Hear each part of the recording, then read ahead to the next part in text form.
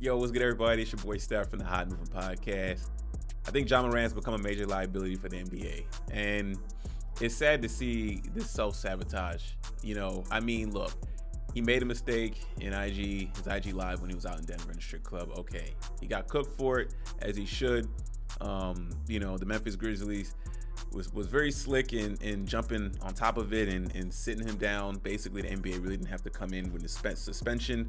The Grizzlies did a self-imposed suspension basically on Ja Morant. Okay, so he misses 8 games.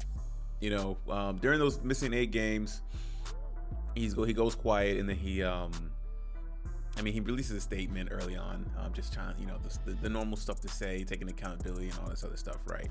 Then he does a sit-down interview with Jalen Rose. It was like an odd setup, it was like, I guess he was in rehab for whatever that rehab was. I guess rehab to manage stress. I didn't know they had clinics like that, but hey, if you need to go work on your mental health, I understand that. Not knocking him for that, right?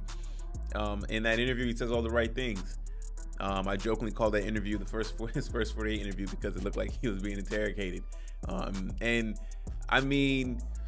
When I saw that interview he was doing, of course he said all the right things, but it didn't feel, I don't know, it just didn't feel authentic. It didn't feel real. It didn't seem like that was Ja talking. And of course it sounded like, his PR team prepared him all his statements, and when Jalen Rose was going through the list of all the issues, and getting in a fight with a young kid, an issue at Foot Locker in the mall. You know what I'm saying?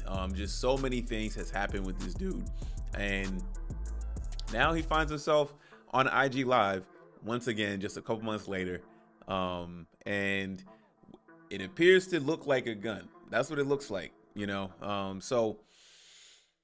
And it's funny because the dude recording the video immediately, changed the camera angle up, and that's Ja's fault.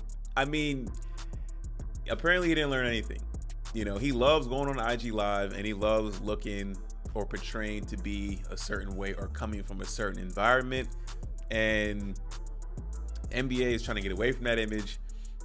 You hear talks of, the NBA got people everywhere and stuff like that. Apparently not, man. And he, that whole incident with the Indiana Pacers and pointing a gun at the bus, or a laser that was possibly tied to a gun. He's gonna find himself in some sticky situation, man, if he keeps hanging around these type of dudes. At this point, he might be suspended indefinitely.